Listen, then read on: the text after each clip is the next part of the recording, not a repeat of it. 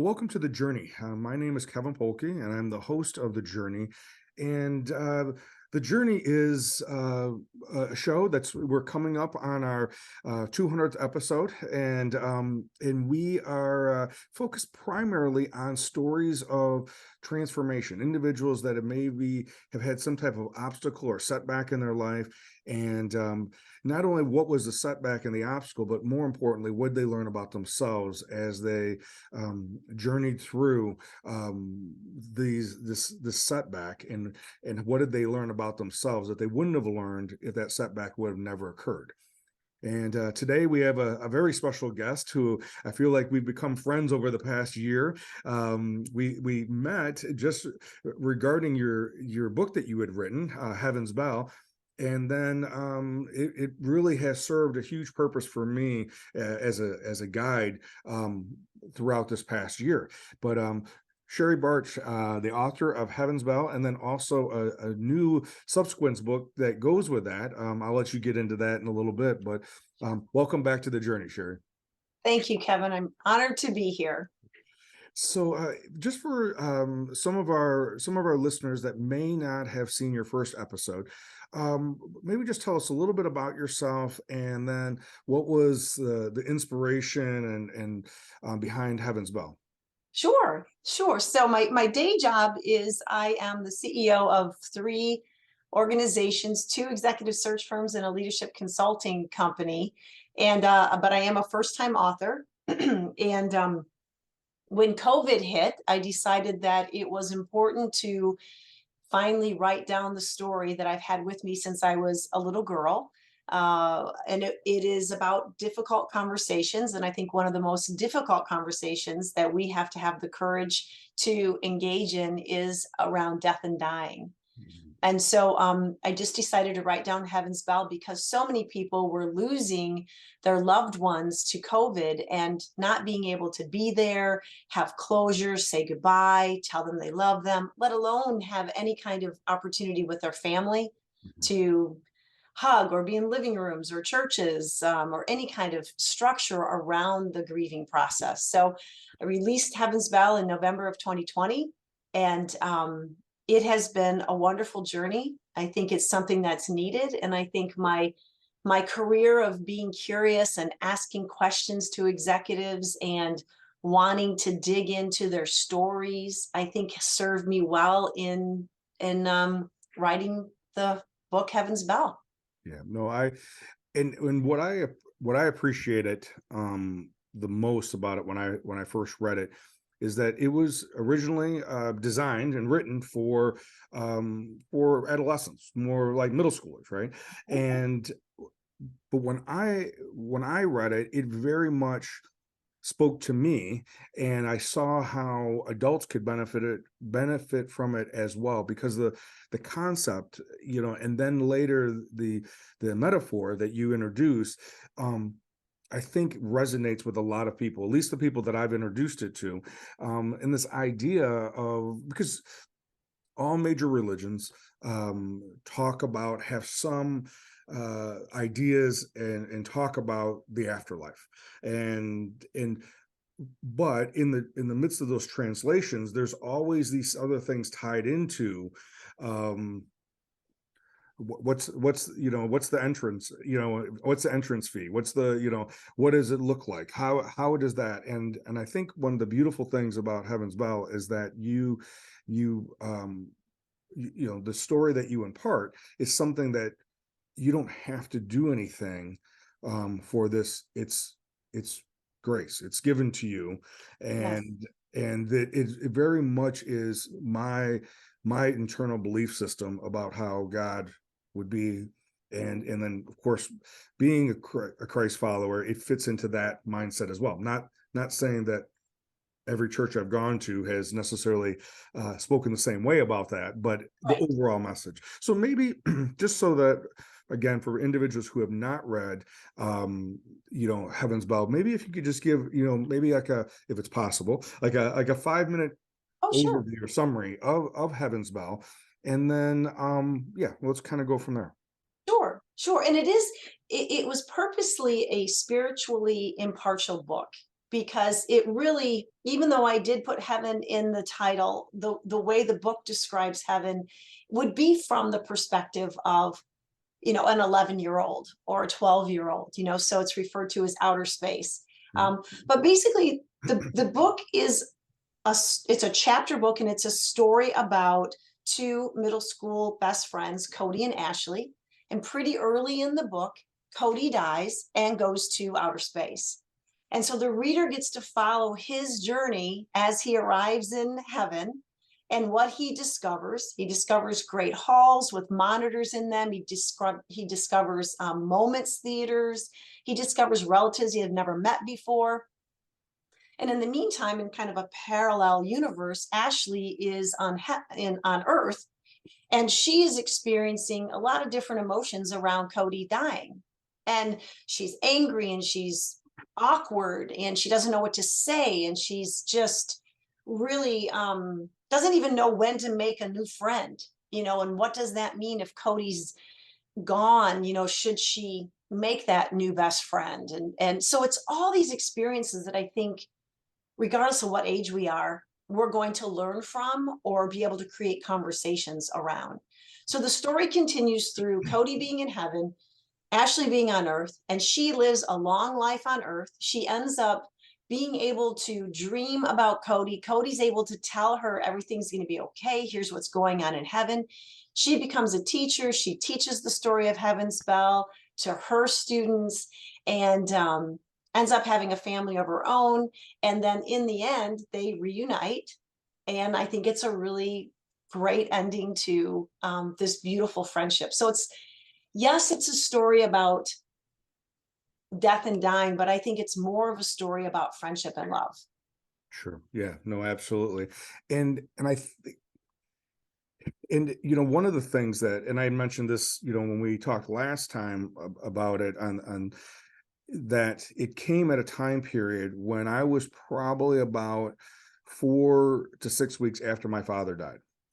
And and he had for prior to about a year, he had been diagnosed with cancer. And so there was this slow, maybe not so slow, deterioration physically, medically, of course. And then the death happened, right? And then it's all that aspect of, and again, not necessarily a surprise, because we knew that his cancer was terminal. We knew that it not necessarily initially, but as it progressed, we knew that it was going to be terminal. So that part wasn't a surprise, but the finality, or the chapter ending of the dying part, Yeah. had ended. And then it was now the after part, right? Right.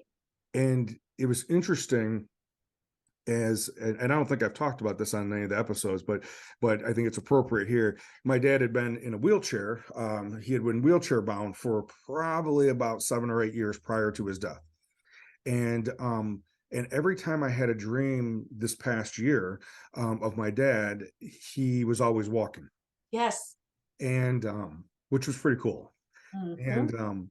And I remember sometime I was driving up to one of my Wisconsin offices, and again, from the idea of Heaven's Bell, because it allowed me this idea that every time that I think of him, kind of going with the story, that every time I thought of him, that he would know, because his bell would ring. Yes. And Yes. and so somewhere along this one morning driving up to Milwaukee, it it entered my mind, what if death doesn't really exist? There's just, like you said, a shift in parallel universe, right? Yes. This A continuum.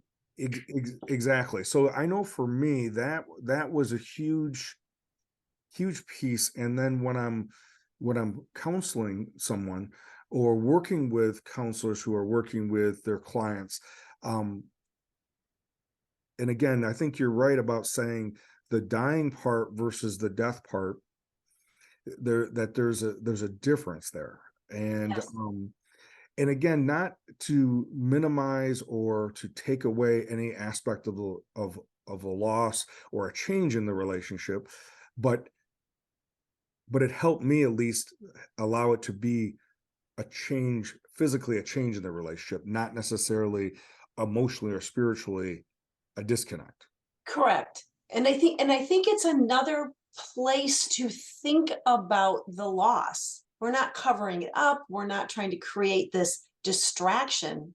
Right. It's a story that creates another dimension to be able to say, is there something that can be introduced here that might help me along the way with my grief journey? Yeah. So maybe there is this opportunity to think about him walking Yeah. along with your grief Mhm. and what that might be like Yeah. if he was able to again walk. I had it, and I think what the story does, and the goal of the story is to be a tool to have those thoughts and then those conversations. Mhm. And if the conversations might be in writing form, they might be just to yourself, they might be as part of a, a larger family or a more vantage points, you Mhm. know, so we can start to keep that continuum moving forward. So our own thoughts progress through our grieving journey versus that kind of freezing. That was the goal. Mhm. And I think it's an unassuming, not threatening kind of story that just maybe makes you think a little bit differently. And there was a woman who read the book and she said, I took care of my husband for the last 7 years who was deteriorating from a health perspective and had Alzheimer's, and it was really, really difficult. Mhm. And what the book allowed me to do is moving forward without him is very, very difficult. But I can choose to remember him, not from the last time I interacted with him, but in our entire marriage and the long life that we had together, and be able to go back to some of those other memories and pull those into the reality of moving forward without him. And she said that was not something I don't think I would have been able to do without Heaven's Bell. Mhm. Yeah. Well, and I agree with you. I think what the story did for me was it allowed it to propel it to not to just the last 10 months or the last 12 months. It allowed it to be again at this other dimension. So then it could be space, it could be this grand hall or whatever it may be. And it didn't have to be the ugly part of cancer. Yes. I was working with a guy the other day, a friend of mine. I was just talking to him. He unfortunately, the reason why we were having a conversation is he had just 2 days earlier or so he had found out that his son had died suddenly, Mm. and they don't at the time he didn't know there was still there was a lot of unanswered questions about how he died and what were the circumstances around his death. But regardless, we know because of his age, it was a traumatic death. And as we were talking, and again, there is no, I mean, I've been counseling for 32 years, and there's no right way, there's nothing to say, right? I mean, there's nothing. I still haven't figured out what's the right thing to say in those situations, except just listen, right? And I did mention about Heaven's Bell, about the idea that how someone dies isn't who they are.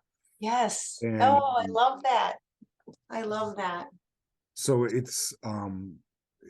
again, it just allowed me, like you said, it was a tool for me to be able to utilize it as something to give to someone else about an idea, and not to say that it doesn't wrap everything up nice and neat, which I don't think there's anything about walking your grief journey that is nice and neat about it.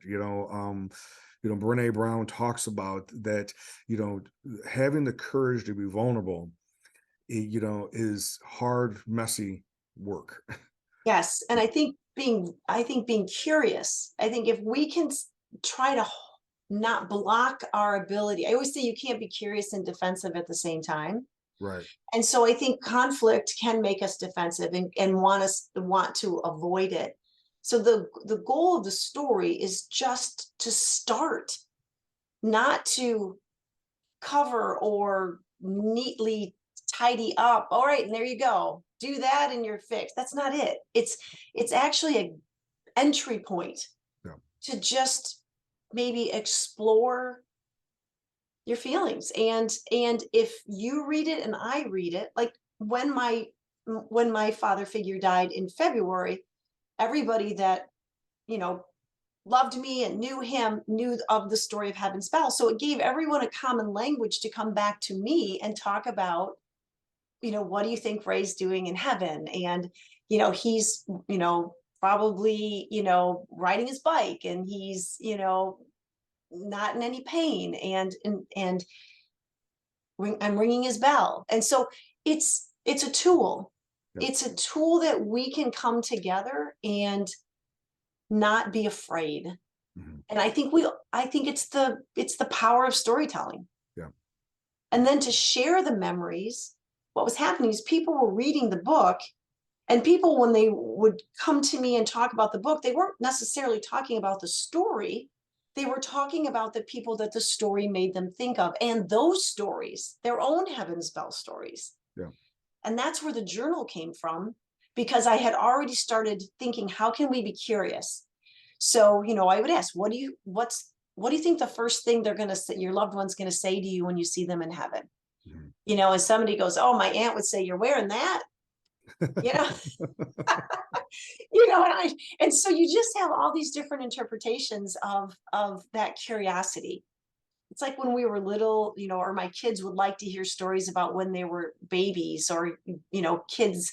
And, you know, my husband might tell the story and I might tell the story and my mom might tell the story. And so they get these different vantage points Yeah. of who they were as a child. Well, we can do that with people that are no longer with us on earth, but to celebrate and have those vantage point conversations, I think makes us all feel good. Yeah. So long as we can get past the scary part of, oh my God, I'm going to lose control, or I'm going to cry, or I'm going to be sad. It's okay. We all grieve different, like you said. Yeah.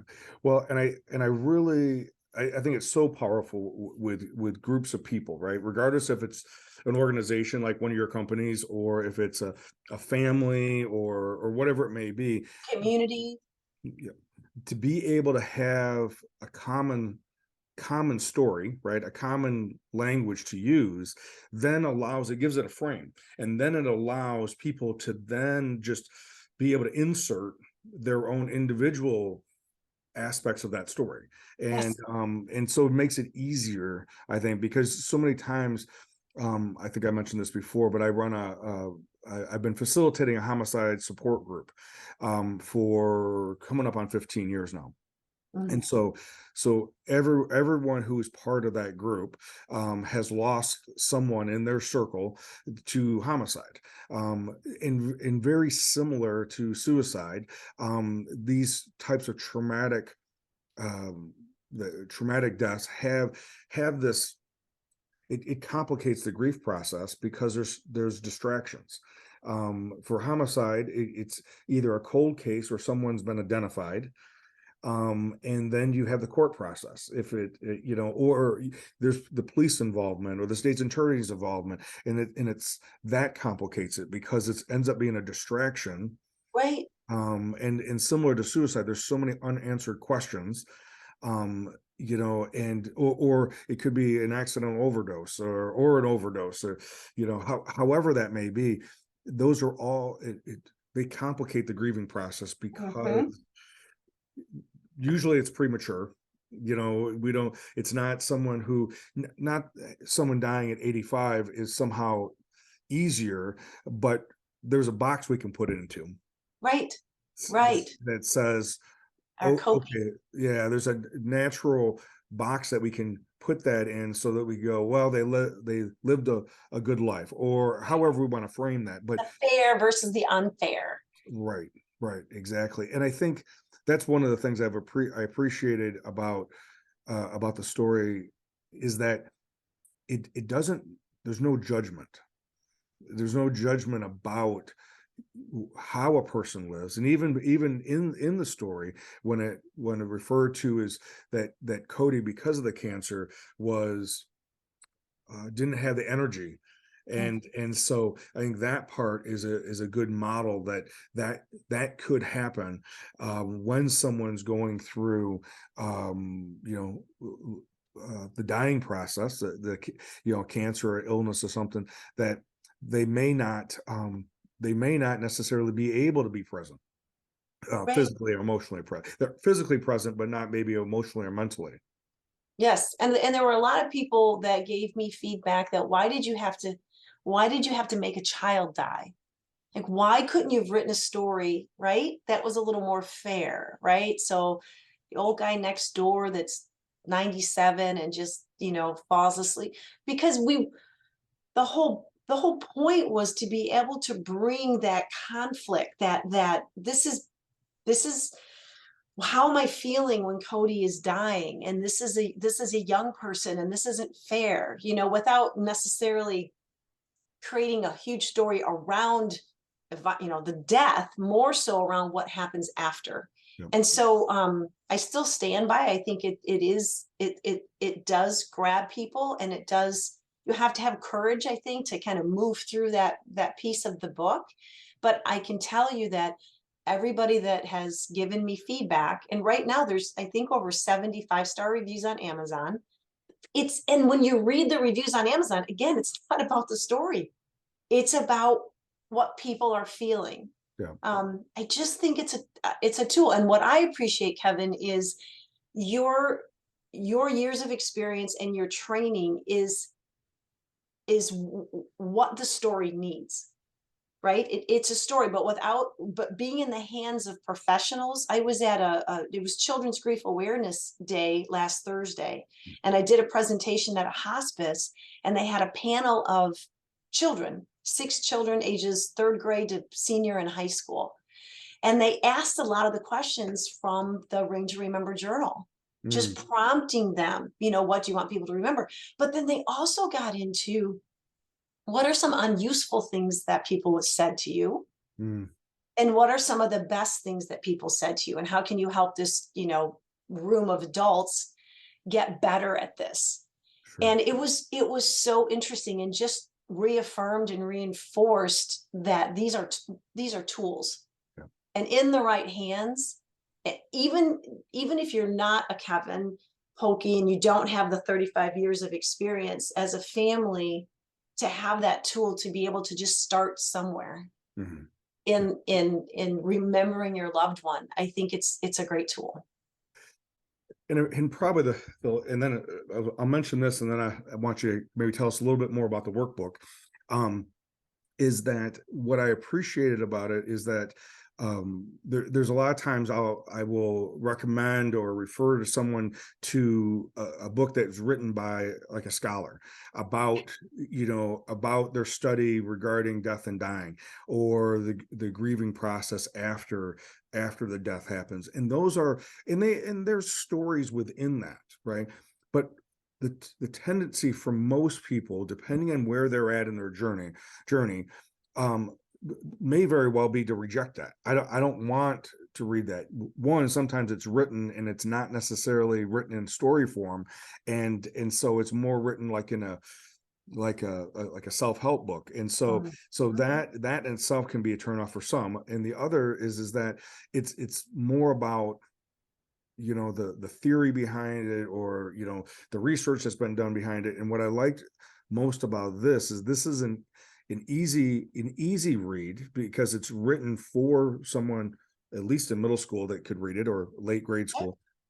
But again, it's a story, so you get invited into it, so Yes. it doesn't have to be intimidating, from an aspect of I'm going to fall apart, Yes. and so I think that I think that's another good,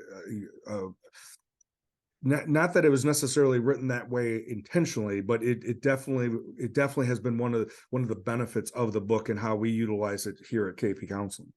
That's excellent. Yeah, it is. It's the power of storytelling. So you're right. You're offering up a perspective that you get to do with it as you wish, because everybody grieves differently. Everybody has different death and dying experiences. I've had people say that by reading the book and kind of thinking back to that age, it had them actually exploring deaths that maybe they didn't fully explore when they were 11 or 12 or 16 or 17. Or even a Vietnam vet said, it made me be okay thinking about some of the comrades that I lost that I'll see again when I'm in heaven. And highly religious man, he said the way you described heaven just very concretely, he goes, it was just like I was there.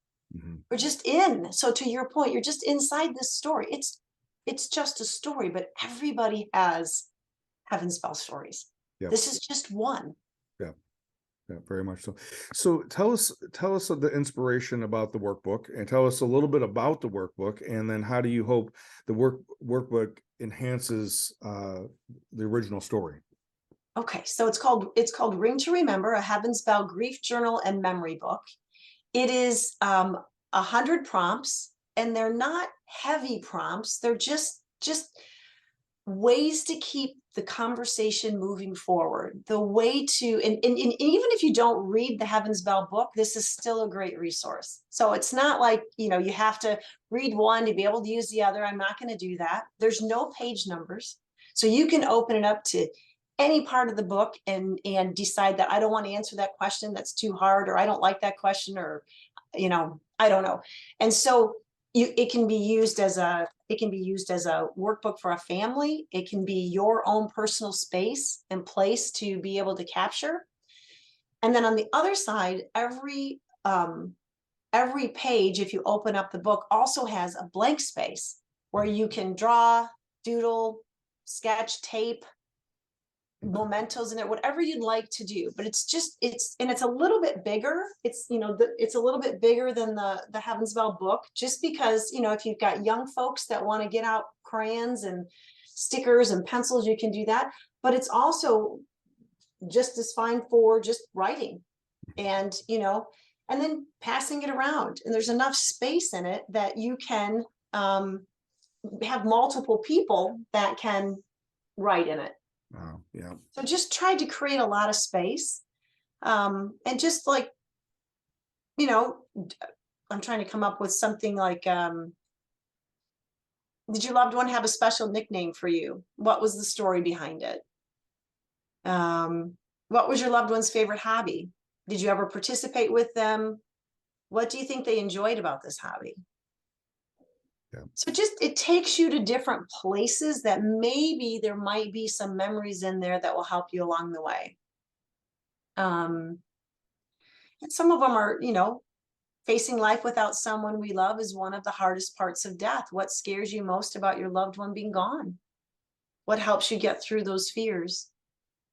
Yeah. So, there's just, what do you think? What music do you think they're listening to in heaven right now? Are there any rock bands up there that they might, be trying to get an autograph from? So it's just all over the board, but I think it is helping people move through that journey, not through it, along it. I don't Yeah. think we ever get through it, Yeah. but we at least experience different parts of it. Well, and I think you're 100% right, because there's a ongoing aspect of it, and I remember, I had my first experience that I had of a family member, loss of a family member, was when I would have been 9, and then 9 and 11. I had a grandfather died when I was 9, and then my grandmother died when I was 11. And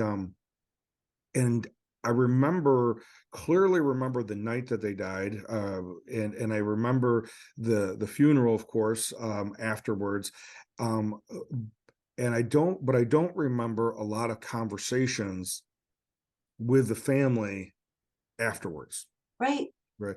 And then I remember, fast forward, and obviously a lot of life had passed between that.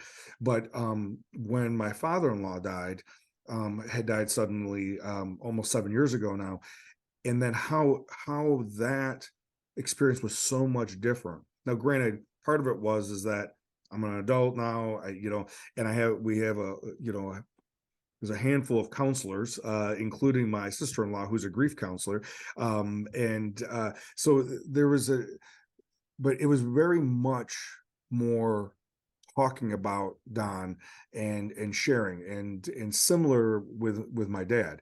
Mm, There's been much more conversations around. Now, maybe there were conversations when I was younger. I just wasn't part of them, you know. right. But so they could have happened. But again, I think this idea of walking the prompts from the workbook allow either on an individual basis or on a collective basis discussion, Yes. dialogue. And I think that is key to not just put it in a shelf and have it just be an event. Yes. And I think the workbook might even help us be better support to people that are going through this experience and grieving, because it's something to say other than I'm sorry. Yeah. Right. I'm sorry for your loss. I'm sorry for, just to be able to be curious and or listen and be quiet, a couple questions, or just creating space, and that it's okay that you can come in and not have all the answers. It's okay to be able to say I'm sad too, Mhm. and just be, versus what can I do for you, or I'm sorry, just be, Yeah. and think I imagine him fishing right now. I Mhm. think he is probably using his favorite lure, and just something that just helps them honor and celebrate this loved one. Yeah. I think the other piece that I appreciate, and again, it aligns with it aligns with other spiritual and religious beliefs that I have as well, is that earthly death doesn't make it final. And I think the story and the workbook allows that um to be real. It's so instead of it just being okay, they're not here physically on earth anymore and we are, and there's like this separateness that the story allows there to continue to be a relationship there, even though it's on a different dimension. Yes.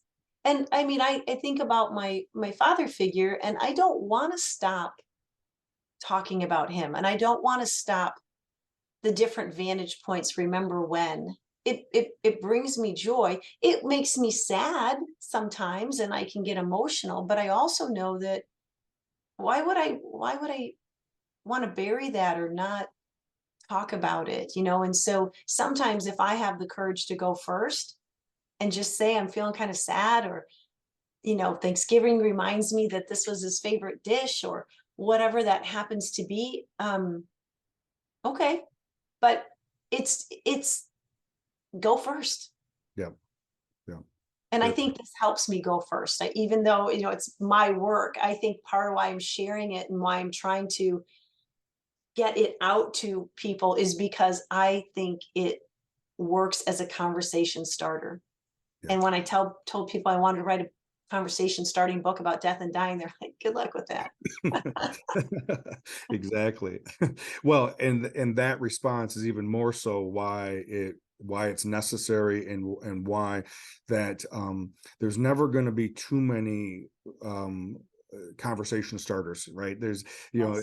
There's never going to be too many people getting involved to help prevent suicide or to increase awareness about taking care of your mental health, or conversation starters about dying and the death and grieving process. We're not going to be able to exhaust that. So No. because everybody has their own perspective, Right. and so it's important to be able to share those. So, well, Yeah, and Sherrie, thank you. Go being ahead. curious about them. Be Yes, curious about exactly. those different perspectives. Yeah. Yeah. Well, and I think that because you use that word, a lot, and I think that allows it invites people instead of it having to be, if to get here you have to only do it this way, then that becomes limiting, and then that somehow makes, somebody, or something, and Right then or it, wrong or yeah, good and or then bad versus just be. yeah, and so what I appreciate about the inclusiveness, so it includes anybody can be invited to this story. Yes, absolutely. Oh, that's a great way to say it. Thank you. So. Well, Sherrie, I appreciate so much our conversation and the work that you have already done and continued to have the passion of bring the story to people, and allowing it to be okay. That it's not a bad thing to read this book. It's not a bad thing to read this story. It is, as they would say, that we're not going to get through this life without experiencing death or dying. That's just not how it works. The more that we can have tools about having conversations about it, I think the more that we can be feel stronger and have a healthier outlook and perspective with it. Sure. What is the best way if anyone either wants to get a copy of Heaven's Bow or get in contact with you? What are a couple ways for people to do that? Sure. So you can go to Heaven's Bell, www.heavensbell.com, and my information is on there. You can purchase the book from there as well, or you can go directly to Amazon and just type in Heaven's Bell or Ring to Remember, and it comes up as a set as well. But you can read the reviews and look at it and see if it's something that might work for you or someone that you love. Perfect. Well, Sherrie, once again, thank you for being with us. Thank you for coming back on the journey and sharing your story about it and your process as you have over the last 2+ years been involved with specifically getting this story out. So definitely appreciate the work, and again appreciate you coming on and spending some time with us today. Thank you, Kevin, and thank you for your work and your support. And I hope to continue to support you and your efforts because I really do believe you're making a big difference. So thank you. Thank you. As always, if you have the opportunity to be thinking of someone while Sherrie and I were talking about Heaven's Bell, and you think they may benefit from listening, please share this episode. Let people know about the episode, to let people know about Heaven's Bell and how they could contact either Sherrie or get their own copy of it. As always, I appreciate you being here and look forward to being with you next week.